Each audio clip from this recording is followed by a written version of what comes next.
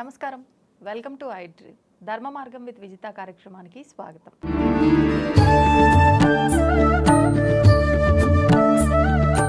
ప్రస్తుతం మనతో పాటు ఉన్నారు ప్రముఖ ఆధ్యాత్మికవేత్త జ్యోతిష పండితులు సుభాష్ శర్మ గారు. ఇప్పుడు గురుగారితో మాట్లాడి మరిన్ని విషయాలు తెలుసుకుందాం. నమస్కారం గురుగారు. శ్రీమాత్రే నమః అండి. గురుగారు, ముఖ్యంగా మనకి శ్రావణ మాసంలో అమ్మవారి ఆరాధనలతో పాటు స్వామి ఆరాధన కూడా చేస్తుంటాం. శివయ్య ఆరాధన, ఇటు విష్ణుమూర్తి ఆరాధన కూడా. ముఖ్యంగా మనం సోమవారాల గురించి మాట్లాడుకుందాం. సోమవారాల్లో శివారాధన ఏ రకంగా చేస్తే ఆయన పరిపూర్ణ అనుగ్రహం మన పైన ఉంటుంది? తప్పకుండా తెలియజేస్తాను. ముందుగా వీక్షిస్తున్న ప్రేక్షకులందరికీ శ్రీమాత్రే నమః, శ్రీ గురుభ్యో నమః. ఓం నమో దేవ్యై మహాదేవ్యై శివాయై సతతం నమః. నమ ప్రకృత్యై భద్రాయై నిహతాం ప్రణతాస్మిత. శ్రావణ మాసంలో ప్రతి ఒక్క రోజుకి ఒక్కొక్క వైశిష్టం ఉంది. అలాగే 4 సోమవారాలకు కూడా ఒక్కొక్క వైశిష్టం ఉంది. అసలు శ్రావణ మాసంలో శివారాధన ఎందుకు ప్రాముఖ్యత అంటే గనక, దీనికి పురాణ గాథ కనుక తీసుకుంటే, క్షీరసాగర మథనం జరిగేటటువంటి సమయంలో ఆలాహలం వచ్చింది. ఆ ఆలాహలం తీసుకోవడానికి శ్రావణ మాసంలోనే మొదలైంది అది. ఆ ఆలాహలం తీసుకోవడానికి ముక్కోటి దేవతలందరూ కూడా భయభ్రాంతులు అయిపోయారు. ఒకవేళ అది తీసుకుంటే కనుక మేము మరణిస్తాము అనేటటువంటి అధైర్యంతో ఎవరూ కూడా దాన్ని ముట్టుకోలేదు. కానీ ఒక్క పరమశివుడు మాత్రమే ధైర్యంగా వచ్చి ఆ ఆలాహలాన్ని తన గరళంలో దాచుకున్నటువంటి రోజే ఈ శ్రావణ మాసము. ఈ శ్రావణ మాసంలో ఆ గరళ కంఠంలో దాచుకున్నటువంటి ఆలాహలము ఆ తాకిడి తట్టుకోలేక శివుడు విలపిస్తూ ఉన్నటువంటి సమయంలో ముక్కోటి దేవతలందరూ కూడా ఆ శివుడికి గంగాజలంతో అభిషేకాది క్రతువులు చేశారట. ఆ సమయంలో ఆ తాపము తగ్గి శివుడు ప్రశాంతంగా ఉండేటటువంటి సమయమే ఈ శ్రావణ మాసము అనేటటువంటి విశేషమైనటువంటి మాసము. అందులోనూ ఎవరైతే ఈ శ్రావణ మాసంలో స్వామివారికి నువ్వు అనేక రకాలైనటువంటి ద్రవ్యాలతో అభిషేకం చేయకపోయినా, కనీసం గంగ నీళ్లతో అభిషేకం చేసి, అంటే నీటితో అభిషేకం చేసినా కూడా శివుడు పరమానంద ఫలితుడైపోతాడట. ఎందుకంటే తన తాపాన్ని తగ్గించినటువంటి మాసముగాను, అందులోనూ శివారాధనకు శ్రావణ మాసం పెట్టినటువంటి మాసంగాను, ఈ మాసంలో ప్రతి సోమవారము శివుడికి అర్పితం చేయబడినటువంటి మాసం కాబట్టి మనిషి పుణ్యం సంపాదించుకోవడానికి అనేక రకాలైనటువంటి మార్గాలు భగవంతుడు మనకి ఇచ్చాడు. అందులో దానము, ధర్మము, పూజాది క్రతులు, యజ్ఞయాగాదులు, అలాగే ఉపవాస దీక్షలు, అలాగే స్వామివారి యొక్క అర్చనలు, కైంకర్యాలు, ఇవన్నీ కూడా పుణ్యానికి అలాగే ధర్మానికి మార్గదర్శకాలుగా నిలిచాయి.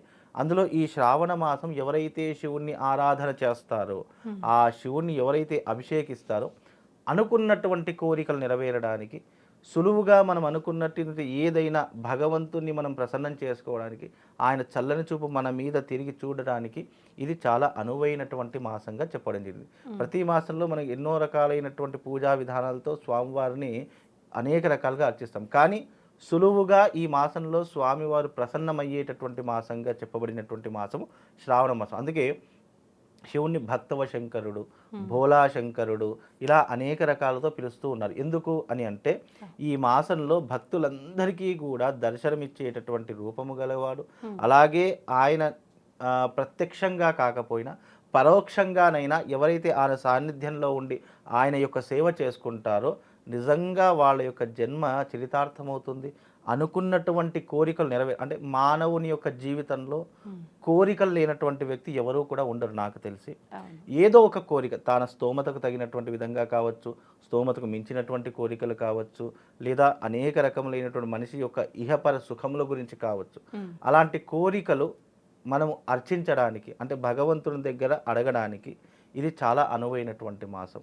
రెండవది, ఆ కోరికలు కూడా భగవంతుడు విని తొందరగా తీర్చేటటువంటి మాసం శ్రావణ మాసం. స్తోమతకు మించి మనం అడిగినప్పటికీ నెరవేరుతాయంటారండి? తప్పకుండా అండి. ఇప్పుడు ఎగ్జాంపుల్ నాకు ఈ రోజున ఒక అద్భుతమైనటువంటి లైఫ్ కావాలి, నాకు అద్భుతమైనటువంటి రోజులు గడవాలి, నా జీవితం చాలా అందంగా ఉండాలి, లేదా నాకు ఆరోగ్యం బాగుండాలి, లేదు నాకు మంచి భర్త రావాలి, లేదా మంచి భార్య రావాలి, లేదా నేను ఒక ఇల్లు కట్టుకోవాలి, లేదా నేను స్థిరపడాలి, ఇలా అనేక రకాల కోరికలు ఉంటాయి.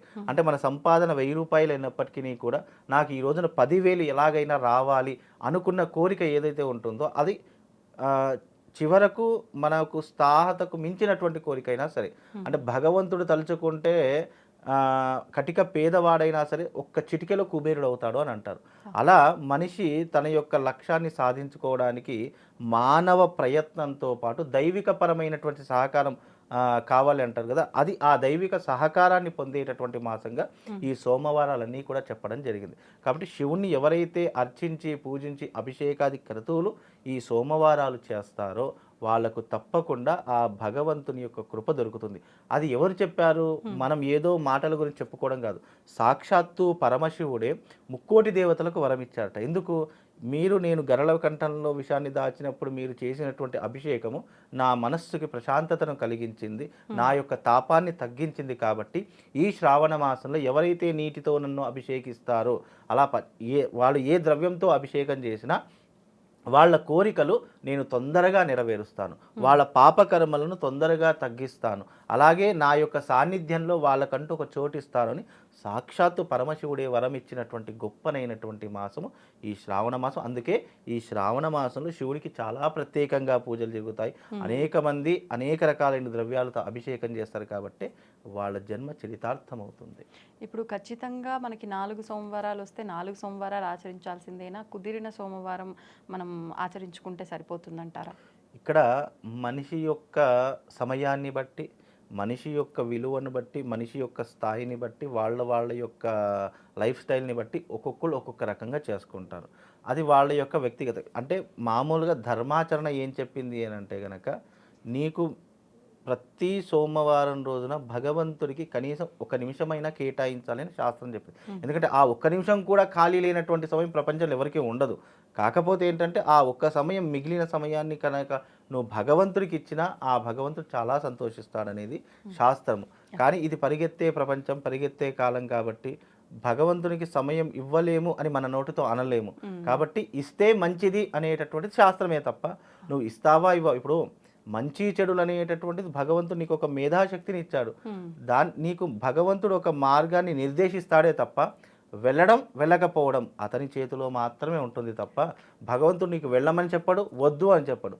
వెళితే నీకు ఒక అదృష్టమైనటువంటి మార్గం దొరుకుతుంది, వెళ్ళకపోతే నీ గమ్యం అక్కడే ఆగిపోతుంది అనేది అర్థం చేసుకో. అలాగే శివుడికి 4 సోమవారాలు చేస్తారా, 1 సోమవారం చేస్తారా, ఆ వ్యక్తి యొక్క నమ్మకాన్ని బట్టి, అవతలి వ్యక్తి యొక్క ఆ భగవంతుని మీద ఉన్నటువంటి భక్తిని బట్టి అది నిరూపితం అవుతుందే తప్ప నువ్వు 1 వారం వెళ్ళినా భగవంతుడు అదే రకంగా చూస్తాడు, 4 వారాలు వెళ్ళినా అదే రకంగా చూస్తాడు.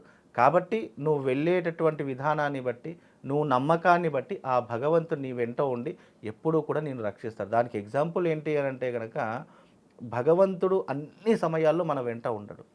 ఎప్పుడు ఉంటాడు అని అంటే గనక, నీకు ఆపత్కాలం వచ్చినప్పుడు, నీకు చాలా రకాలుగా ఇబ్బందులు ఎదురైనప్పుడు, నీ యొక్క జీవితం అంధకారంలోకి వెళుతుంది అని అనుకున్నప్పుడు నీకు ఒక చెయ్యి అనేటటువంటిది ఒక సహాయంగా వస్తుంది.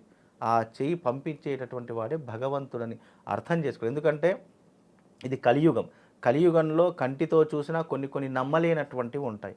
కాబట్టి ఈ శ్రావణ మాసంలో భగవంతుడు అనేటటువంటి దానికి ఒక నమ్మకం, దానికి సైంటిఫిక్ రీజన్స్ లేదా ఎందుకు నమ్మాలి, ఇవన్నీ ఎందుకులే, వాళ్ళు ఏదో చేశారు, వాళ్ళు ఏదో రాశారు అని అంటే, వాళ్ళు ఆచరించి వాళ్ళు అనుభవించి మనకు అందించినటువంటి శాస్త్రాలలో నిగూఢమైనటువంటి ఈ నమ్మకము. అంటే హిందుత్వం అంటేనే, హిందూ ధర్మం అంటేనే, వేదములు శాస్త్రములు అంటే నమ్మకముతో కూడుకున్నవి తప్ప దానికి ఎందుకు ఏమిటి అని క్వశ్చన్ చేసేటటువంటి రైట్స్ కానీ, క్వశ్చన్ చేసేటటువంటి అర్హత కానీ లేవు మనకు. కాబట్టి నమ్మితే నీకు ఒక భగవంతుడు ఒక మార్గాన్ని ఇచ్చాడు సరే, ఆ మార్గం సునాయాసంగా వెళ్తావు.